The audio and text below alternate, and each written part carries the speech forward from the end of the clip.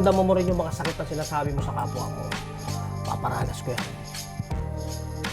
Nanggigigil ako sa'yo. Gusto ko sasampalin kabila't kabila. Isipin mo, mga tinalo ko, Shei, Vitrum, Poison 13, di hamak na mas malalakas sa'yo yung mga yun. Anong nakain mo para pumalag sa akin? Sige, sa'yo namin. Paparamdam ko rin yung sakit na sasabihin ko sa'yo. Alright. Siguraduhin mong iiyak ko bukas. Hindi ka lang iiyak. Walang magsasampa ng demanda. Wala. Bakit ako magsasampa? Sino ba nakasakit sa akin? Wala. Sabihin mo na. Itaga mo sa bato yan. Kahit anong sabihin mo, wala akong pakialam. Handa na kayo? Sa kanan! He's the dark force that lurks within. He represents nobody! Straight out from Denver, Colorado! Make some fucking noise for AJ Power! Ba't ganyan itsura mo? Aba may lakad yata. Sinabihan na kita, di mo ba maalala? Sa jabang wala kang kadala-dala. At eto na! Sa kaliwa ko! Wala ring nire-representa kundi sarili niya. Ang bicep ng Marikina at Baguio magingay para kay Badang! Laban lang, aking kaibigan. Laban lang, aking kaibigan. Laban lang. EJ, call it, pare. We'll go first. Mauuna si Tito B! ABL! Huling laban ng gabi! Magingay para kay Badang! Masasaksihan nyo kung gaano kalupit si Tito Badang tonight! Walang US Army sa akin. I'm born to be fight! Alam nyo ba kung bakit ako bumatal ilot, mga pre? Wala si EJ Power mamamatay na kasi. Kaya pinagbigyan ko lang makalaban ng tarantadong to para pag tinatay ng mga Arabo, maganda tribute ni Enigma sa'yo. At sabihin nila, mabait yun si EJ Power nung nabubuhay kaso kupal sa battle. Mga bata, dinadamay kasi kumag na rapper. Bullshit na brother, ang maging squatter na swagger, yan ang kanyang bread and butter. Pero dapat ikaw ay liable, bawat syllable miserable. Sobrang sakit ng mga sinabi. Sobrang sakit ng mga sinabi mo, hindi na magamot ng Metadol. Ang ipahiya ka sa Metropol, hindi sasapat kahit sa Metatol. Dapat sa'yo sunugin, patayin, buhusan ng ethanol. Dahil ang mandamay ng sanggol, isa kang bulbol, hindi yun metaphor.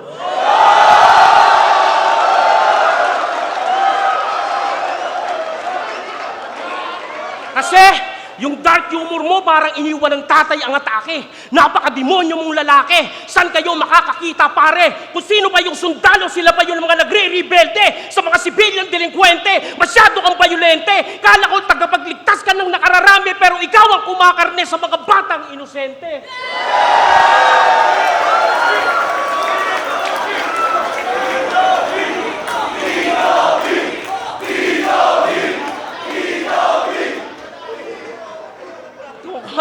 Ang ingay nyo. Kumakarne ng inosente. Kaya, nawala tuloy ako sa inyo, mga hayop kayo. Kaya ipagdasal mo na lang na hindi agad mamatay yung anak. Dahil tinira mo si Kobe Bryant, pati kanya, grabe, wasak. Kaya, pagdasal mo na lang na hindi mamatay ang iyong agad anak. Nawala tuloy talaga ako. Nasang gulo nyo. Pero gusto ko pahirapan yung anak niya na mga disease. Hepatitis, diabetes, at ang pinakamatindi nito, bata pa lang yung anak mo, ginagamutan ng dialysis. Papatak din ang luha mo sa lupa kahit sobrang maere ka. Mabilis lang dumag sa umalma ang karma parang missile sa Amerika. Kahit sa gera pa, nangyari pa, walang jet fighter na hindi lumagapak. Mayayari ka, madadali ka, walang nagmataas na hindi bumagsak. Kaya kung di ka man mamatay sa Iraq, pugak, mamamatay ka sa cancer, tumpak, wasak ka sa sumbat, mag-ingat ka sa kalusugan mo, EJ Power, good luck. Sinumpa ka na ni Phoebus. Magiging katulad daw ni Righteous, ang susunod mo na Pitus. Hindi ka dapat ina-idol, bossus. Dapat sa'yo binabatikos. Kaya magsalita man ako na masakit dito, hindi yung babawas ng puntos. Rekta to sa'yo at wala akong nilabag na 10 utos. Pasalamat kay EJ Power, nagbinago na ako ng Diyos ng lubos. Dahil mas kupal pa ako sa bisitang nakitae, tapos hindi nagbuhos.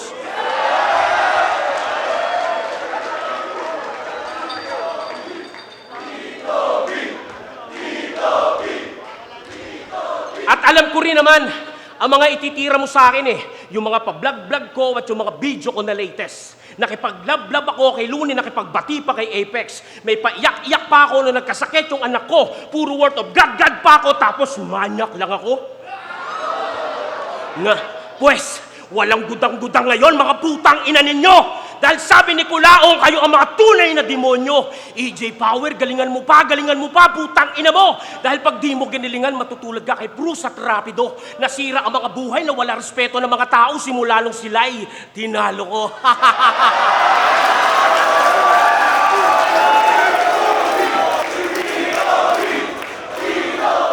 Tinalo kayo ni Tito Badang? Nakakahiya yun, pre. Para kayo nalaso ng kabute.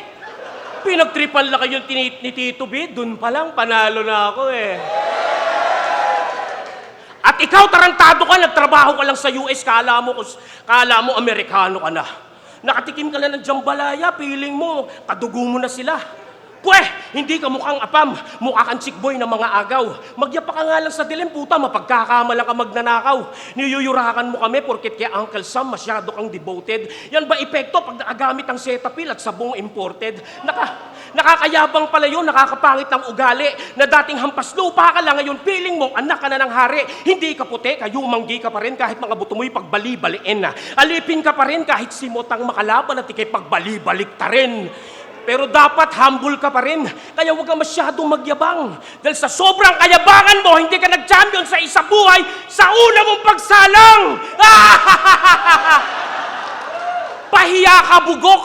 Ang lakas mo kasi makatrash talk, dapat sa'yo iumpog. That's why you became famous, because you're a full humbug. Wala ka pang napapatunayan, pinanis ka pa ng papaya ko. Nominated yun sa Awit Awards at niligtas na buhay ng nanay ko. Kaya ano, tangina mo, real talk, real time, that's the fucking line, yung pagiging kupal mo, eto na yung sign na mamamatay ka na, hintayin mo lang yung time!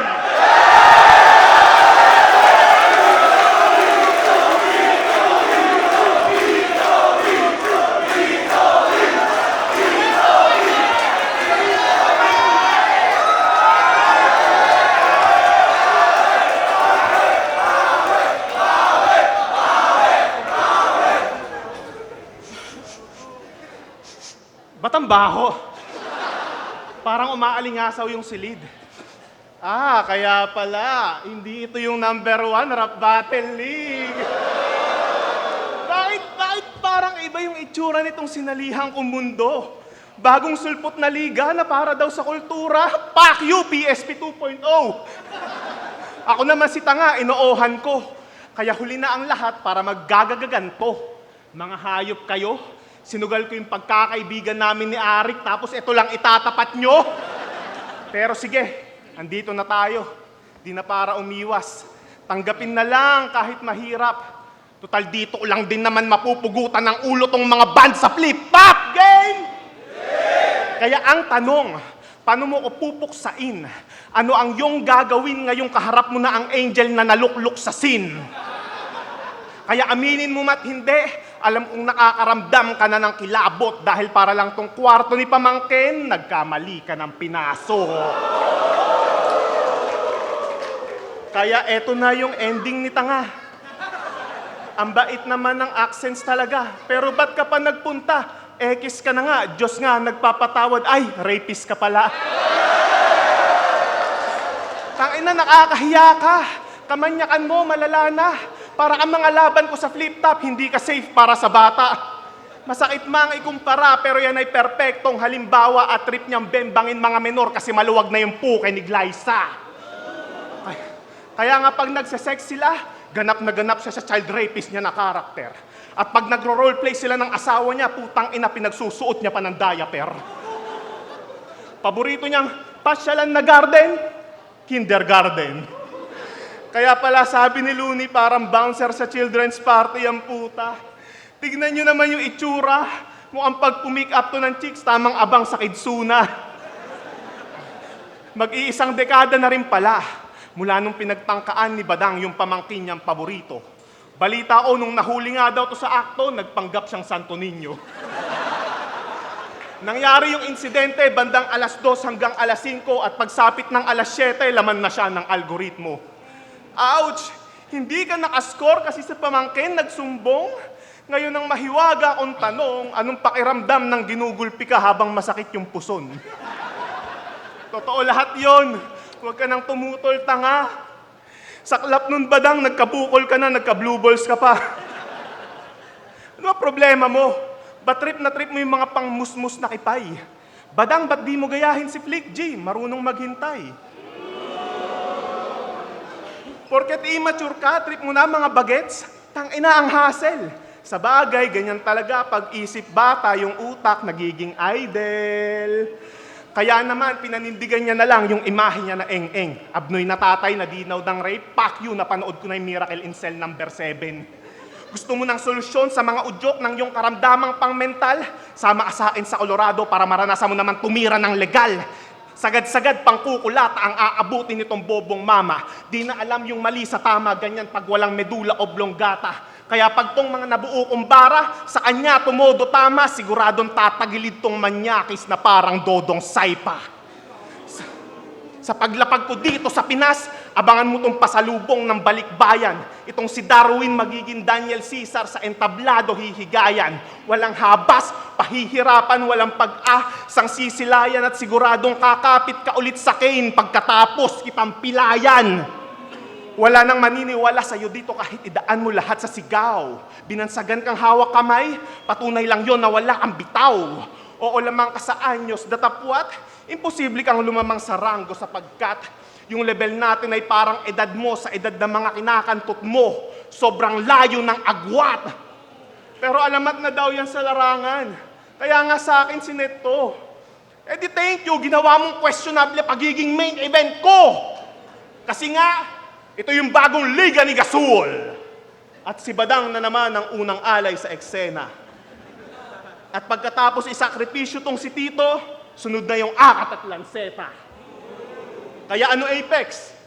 Sali ka na rin, iho. Para yung karir mo bumalik sa agos. At huwag kang mag-alala, promo lahat ng battle dito, kaya hindi ka iiyak pagkatapos. Diba? Effortless. Madali lang umasta. Tumatagos sa buong venue, pasaring man yung banta. Puhunan ko lang, karisma at aura, nayayanig na yung madla at higit sa lahat, hindi ako nang hipo ng bata, pero nasabihan pa rin na magaling kang kupal ka. Yuyurakan mo yung pagkatao ko? Eh malala ka pa nga sa kurap. Tingnan yung mata niya, no? Maya-maya, kurap yan ang kurap. Tarantado ka. Utang ina mo, marami ka na palang pere, no? Sana all bobo. Acquitted na eh, putang ina, pinipilit pa rin ginawa ko. Kaya, tanga lang at ang maniniwala ng ako'y nanggahasa. Palibhasa para kan silang seta at akata mga mangmang sa due process of law ng bansa. Acquitted na, namulesa pa rin, kaya ano ang bago? Kaya kung di ka maniniwala na biktima lang din ako, hindi ako maniniwala na lalaki ka gago. Isa kang Private Benjamin na sundalo. Na habang nakikipagbarilan yung mga kasama mo, ikaw naman nagbe-baby talk sa radyo mo. Roger, I'm EJ Flower. I wanna suck your dick for more than 5 hours. Kaya ka pala nagkaroon ng post-traumatic stress disorder dahil bukod sa helicopter ka ni Commander, niraratratan yung tumpong mo ng 50 caliber. Matutroma ka talaga dahil bukod sa malaki yung disabog niya, babaho at supot pa. Kaya pala sa kampo nyo, ang sexy, ang lambeng at ang amo mo. Dahil ginagawa mo palang jerky yung lambe ng amo mo. Kaya ano pakiramdam? Yung tipong may itlog ka pero naka-napkin ka. Piling mo dalaga ka kahit wala kang regla. Ano ka? Si Aura? Tapos pinagmamayabang mo pa sa mga battle mo na ang dami mong pinatay. Baka mas marami pang maniwala kay Tito Badang kapag sinabi kong marami akong kinamay. Kaya manahimik ka. Kaya manahimik ka. Ang ina ka. Kaya manahimik ka. Nawala tuloy ako dito, putang ina mo, akatapakyo ka talaga. Kaya manahimik ka. Tangin. Kaya manahimik ka. Putang ina mo, akata talaga. Ang gaganda ng mga bara ko. Kaya manahimik ka. Manahimik ka, pare. Kasi marami pa ako sasabihin talaga. Tangina, etong US Gay Army na to, hindi ka bagay rito, dun ka, dun sa hell. Homosexuality was strictly prohibited from 1993. Don't ask, don't tell. Tapos ngayon, pukin ang ina mo, ang kikay-kikay mo. Imbis na itago mo yung pagiging US Gay Army mo, pero bakit ang ingay-ingay mo? Pinagkakalat mo pa na pinagkakalat mo pa na may sakit kang PTSD. Wow, nakakabigla. Baka sakit mo STD kasi uhaw sa suso, titi, dila. At habang binobomba yung Israel ng Iraq, kayo naman ang nanay mo, binobomba ng kano, madalas. Kung paano kayo tirahin patalikod, ganun nyo rin tinira patalikod yung Pinas. Kasi nga, bayaran ka lang. Katulad ka rin ng putang nanay mo sa mga mistiso nagpag-get na hindi kayo aasenso sa buhay kung hindi niya dinilaan yung chorizo belbaw.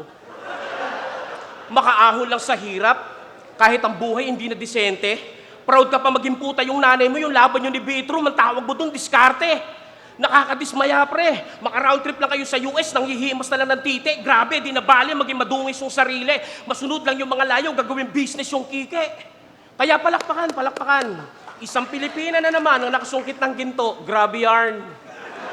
Kaya ang motto ng nanay niya sa buhay, pag makakaahong lahat ng kahirapan, may Hungarian. Kaya pag umuwi yung Amerikano dito sa bansa, sila yung mga tuwan-tuwa. Grabe, mga bidang-bida. Pagkakain sa restaurant, isang katerbang kamag-anak ang kasama. Kasi galante si Payer. Yung tipong susubo yung kamag-anak mo ngayon, tapos yung nanay mo naman, lulunok later. Kaya masakit na ba mga sinasabi ni Tito Badang? Tangina, kung ramdam na ramdam mo yan, mag-aambagang kaming lahat, magbigti ka lang. Time. Tangina mga kata. Yo! Gusto niyo ng good news? Mabait na yan si Badang. Naks! Mahal na yan ng tao. Niyayakap niya na nga ng lubusan yung ganap na pagbabago. Naipagbati na rin sa mga kaaway niya. Naikipagkamay pa nga to. Badang, umamin ka nga sa amin. Mamamatay ka na, no? Napanood niyo yung video nito? Tangina, umiiyak sa kotse. Hoy! Darwin na budoy! Ang pangit mong umiyak, mukha ang hahatsing, tas di natuloy. Tapos sa FB, puro God bless us all, pagpalain kayong lahat. Yan lagi yung pinagpo-post ng tangang to. Badang, tigilan mo na yan, nagmumukhang nahack yung account mo. Bigla-bigla ka naging gudang. Kala ko ba masamang tao na tong si Tito forever? Pero bigla ang nagbalik loob kay Lord porket yung anak mo na in-order, muntik na mag-return to sender. Ready na kayo? Kasi yung baby niyan, lumabas agad sa sinapupunan ng di nila inaasahan. So yung anak niya kulang sa buwan. May pinagmanahan. Nung umiiring nga asawa niyan, excited pa yan. Tangina, solid yung hype. Kaso paglabas ng bata, asin laki lang ng bote ng Sprite. Kaya kung ano-anong sinalpak sa atawan para lang hindi machogi yung life, pagkapanganak, lumaban agad sa buhay. Yun yung born to be fight. Di ba yung anak mo gabi-gabi merong nebulizer sa tabi? Badang, may future yung anak mo, pwede maging scuba diver paglaki. Kaya kung sa Mobile Legends, matuturing na fighter si Badang, yung anak niya naman marksman kasi may katabi na tank. Oo, walang awa. Sagad-sagad yung puwersang pinapaulan dito kay Badang para agad gumewang. Anak niyang may sakit pinuntirya at sa akin yan tumembuang. Yun ang literal na coughing baby versus hydrogen bomb. O sige na, ako na masama. Kupal na walang laman. Walang bigger purpose tula ako. Gago pala kayo si Badang yung kalaban ko. Hindi na yan matututo. Pero naaawa ako sa anak mo sa kadahilanang ito yung punto. Isipin nyo, pinanganak kayo sa mundong to tapos tatay nyo si Badang. Di ba naaapanlo mo? Kung ako yun, kahit di pa ako nagsasalita, sisigaw ako ng, hugutin nyo na lang yung tubo! Yung asawa nga nito na-stroke eh. Na-stroke pagkatapos mga anak. Di ba ganyan yung mga trip mong kantutin, yung mga di pumapalag? Nakita ko picture ng asawa nito na angiwi. Mukhang handa na sa ataol. Naka-post pa ng ganito, tangina, alam mo magjajakol. Nakita ko rin video nun, ganito maglaad oh. Kala mo may jebs yung puwet. Gantong-ganto maglaad yung mga hina-headshot ko sa Left 4 Dead. O, sa mga tumawa dyan, huwag kayo mag-alala. Sa impyerno, medyo comfy. Sa panahon kasi ngayon, pag nandamay ka ng pamilya, medyo corny. Kaya kung dinamay ko man sila badang, I am very sorry. Pero pag pinagtabi yung anak at sawa mo, yun yung Plants vs. Zombie. Oo, alam ko, pag sa kapwa mo may nangyayaring masama, dapat hindi ka masaya. Pero ewan ko ba, ba't pag kay badang nangyayari, tangina nakakatawa? Hindi. Yan yung mga kapalit na pinataw at sa kanya'y ginagawaran. Sa Facebook kasi, kung sino-sino na lang na tao yung binabanatan. Pag may nangyayaring masama sa kaaway niya, agad-agad tinatawanan. O anong feeling na sa pamilya mo naman ngayon, ginagawa yan? Bigger purpose. Kawawang nilalang. Sadyang mahirap mabuhay kapag utak badang. Gusto ko sanang sabihin na deserve mo lahat ng masamang nangyayari sa'yo, pero hindi. Kulang pa yan! Di ba may anak ka na babae na nagdadalaga na pare? Badang alam namin basura ka, pero please lang, wag ka nang magkalat ng lahi. Pero nung nakita ko yung anak nito, wala nang pasapa sa kalye. Tanginang pagmumukha yan, future rapist ng lalaki.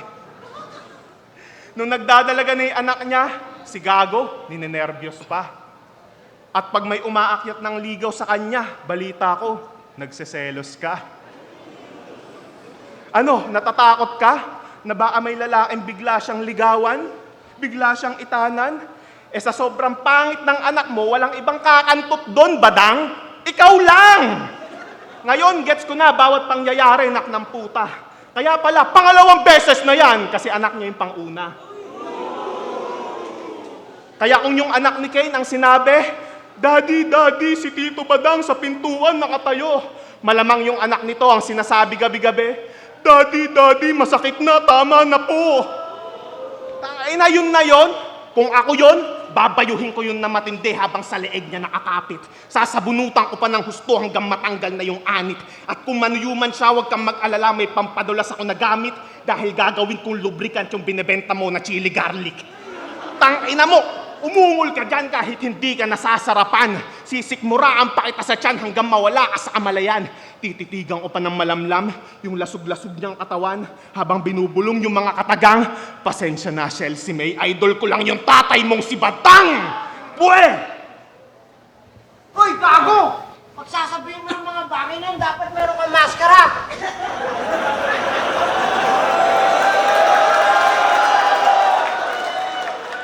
Na fuck that! Kaya ko sabihin lahat ng to ay Badang ng mata sa mata! Kaya wag ka na mag-aksaya ng oras na idemanda pa ako ng rekta. Dahil dito pa lang sa stage, tangina mo, sasampalin na kita ng pera! Yan yung bayad ko sa mga danyos at nayura kong damdamin. Pero naalala ko lamang, Kuya Darwin, hindi mo pa pala pinagbabayaran mga kasalanan mo, kaya may utang ka pa sa amin. Oo, alam ko, maraming nagtataasan ng kilay dyan dahil sa mga baraong hinanda. Pero di nyo maitatanggi na sobrang satisfying nitong ginagawa ko sa kanya. At kung tingin mo, dahil sa mga sinabi ko, babalikan ako ng tadhana, hindi ako natatakot sa karma, Badang. I am the karma!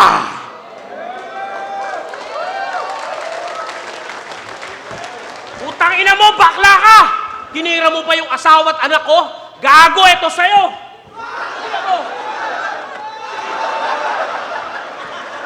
Ganyan ka kabakla! Dinadamay mo yung mga bata!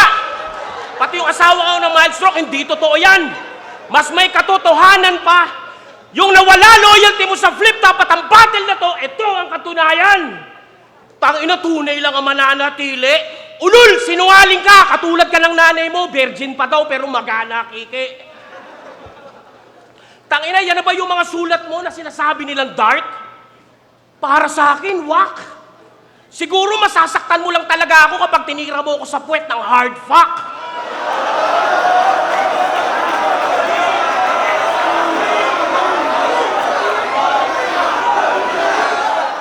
Oh.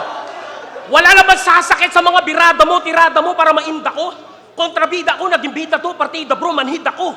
Kaya baliwala yung mga kayabangan mo na akala mo ikinaganda mo. Ako nga hindi nagyayabang kahit sa flip top, ban ako pero in demand ako. Blockbuster to si Tito Badang, parang movie ni Lito Lapid. Kaya nga umurong yung una kong kalaban subot na balakid. Kasi ganun ako kalupet kahit putek, kaya kong gawing konkreto. At yung tubig naman, papatagin ko na para bang simento. Na may halong dedikasyon. At ito'y simpleng revelasyon. Na ang sabi mo, ang flip top sa ibang bansa mo binitbit. Ako nga nag-trending ang flip top sa buong mundo simula ng ulo ko'y pinitpit. Tinaya ko buhay ko sa flip top, masira man ang pangalan ko noon. Ultimo yung whip cup, binili ni Bustoyo kasi historical yun. At yung pubo ko na pula na suot, tangina, bestseller nila yun. Sa dami ng order, tangina, nag-restock sila na yun. At yung video ko na napanood yun, ako'y pa ganon-ganon, marketing lang yun.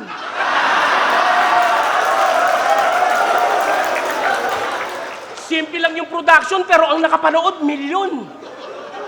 Kaya kung sasabihin mo sa akin na pangalawang beses na yan, gago ka ba? Puro lang kayo ako sa, magaling kang kupal ka. Kaya kahit sabihin yung rapist ako, manyakis ako, hindi na patunayan yan sa korte. Hindi naman ako katulad ng mga ibang rapper pag nahuhuli sa droga, inosente ang laging sinasabi na para bang pinagdamutan sila ng hustisya. Pero pag nakalayat nakapiyansa, gagawa ng obra na akala mo mga biktima sa kanta. Putang ina nyo, ganyan na ba ngayon ang kalakaran? Pag mga idol iniiyakan, pero pag pinag-drug test mo, putang ina, mga positive naman. Ako, malinis pa kesa sa dugo mo. Malaya mapayapa kesa sa pagiging sundalo mo. Siguro makukulong na lang talaga ako kapag binaril ko yung ulo mo. Walang sundalo sa akin, putang ina mo. Ngayong mataas ang gasolina, baka laslasin ko yung leeg mo. At hindi porket sundalo ka, nakakatakot ka na. Mas nakakatakot pa hospital sa amin, mamamatay ka na, ini-interview ka pa. Kaya hindi lang to basta diskusyon. Ito'y wasakan ng emosyon. Dahil kung sino pa yung mga broken families, sila pa yung mga mayayapa ngayon. Napaka-unfair ng mundo dahil sa mga putang inan to. Sila na yung anak ng puta, sila pa yung mapagmataas na tao. Kaya utas ka gago. Di ba may tatay ka na, may stepfather ka pa? Bakit di mo pakantot sa akin ng iyong ina para may tito ka na, may tropa ka pa? Kaya tanong ko lang sa'yo, ano ba pinagkaibahan ng tinggel ng nanay mo, bakit namin pinagagawan? Ano, masakit na ba? Kasi ganun ka kabrutal. Hindi ka na uutal, mangupal kasi ganun mo sila isugal. Okay lang sa'yo na bastusin sila kasi ganun ka din naman kabastos sa iba. Kaya may pinagkaiba ba naman bastos ka ng ibang eba? Kung kabastos din naman talaga ang puta mong ina! Kaya hindi ka namin nire-respeto bilang tagapagtanggol ng sanlibutan. Mga fans mo lang uma-idol dahil sa'yo dahil sa kadumihan, sa kaululan, sa kabulukan. Mga linya mo sumalungat sa kabutihan, puro ka kakupalan, di ka pwedeng sa luduhan hanggang sa duluhan, kasuklaman ka namin hanggang sa iyong kaapu-apuhan. Nasaan yung integrity, purity bilang sundalong sagrado? Nawala yung humanity, respectfully, naging gagong bastardo. Tapos nire-represent mo pa, Denver, Colorado, tarantado, Pilipino ka, kaya madumi ka pa sa Pleman, Duraco. Pinagmamalaki mo yung Amerika, porket doon ka nakatira. Baka di nyo alam, pugad yun ng mga katulong at mga Bisayang puta. Ganito yung mga sumasamba sa US, may mga mentally retard. Kapos pa rin sa katinuan kahit ilang beses mong i-recharge. Kaya Alden Richards, wish ko lang sa'yo, pag nahuli ka ng mga Iranyang dayuhan, gilitang ka ng leeg at gawing mangkok ang iyong bunbunan para matapos ang iyong kahambugan at budbura ng pulbura ang iyong mukha para mabura ng tuluyan. Kasi feeling mo puhugi ka pa niyan at bay ng flip top. Pero itsura ng asawa mo para nakuha mo lang sa Manila Bay, sa Rip Crop. Kamukha ni Luxuria ang asim ng amoy, ng gigitata yung leeg. Para katuloy nagpakasal sa 3 months old na biik. Sarap yung barilin sa bibig at itapon sa liblib. Kala ko pa naman matapang ka, kaya ako'y bilib na bilib. Pero nung hinawakan ni Bitrom yung kwelo niya, tangina, nginig na nginig. Nung tinitigan sa mata, bakla talaga eh. Kilig na kilig. Kaya sa lakas mong tsumupa, buong daigdig, mayayanig.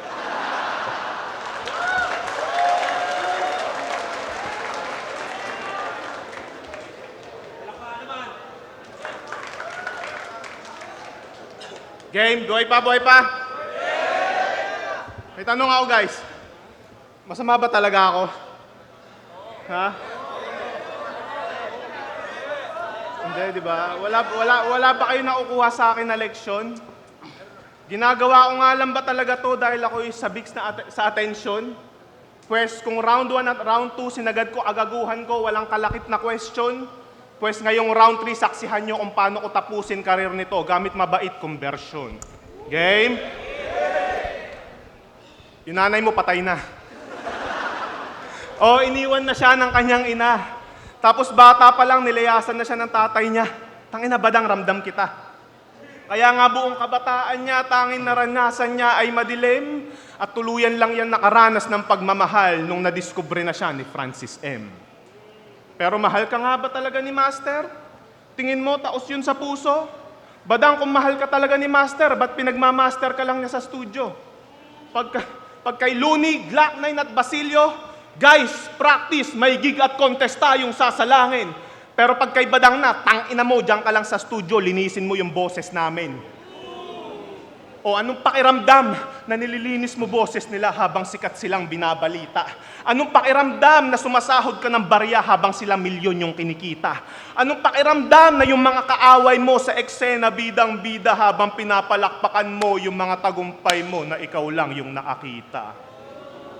Ang respetuhin ng marami san ka man nadalhin at mahanay ang pangalan sa mga magaling. Yan yung mga bagay na di mo kayang gawin.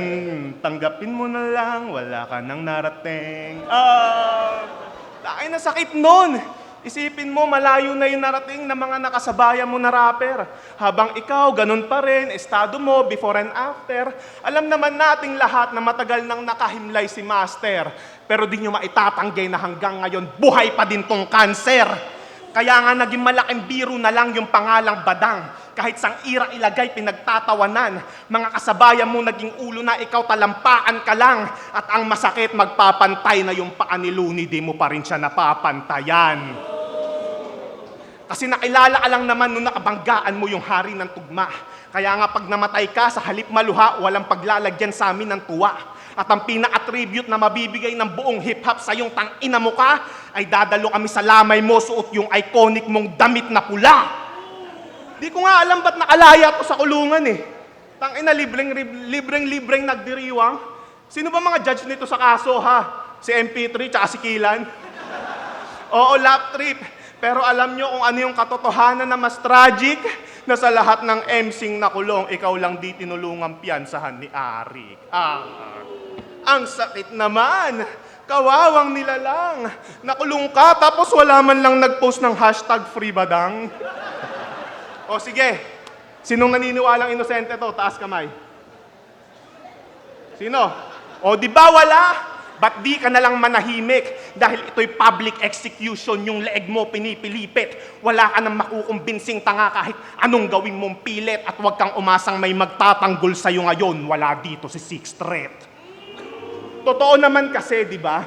Walang kaduda-duda. Pag may Badang sa line-up, paldo sa engagement na makukuha. Pero ito yung mapait na katotohanan na dapat nyo na masikmura, nakakabigay nyo ng plataforma dito sa rapist para nyo na rin ginagahasa yung kultura. Sana ginawa ko na lang, at least nag-enjoy pa ako. Yun yung pinakapaborito ko sa lahat ng linyang sinabi nito. Napanood nyo yung video nito sa police station? Umiiyak pa si Gago? Tapos ngayon sa pagiging rapist, aminado? NBI, ano pang hinihintay nyo? Buksan nyo na ulit yung kaso. Tangina kasi ni Kane eh.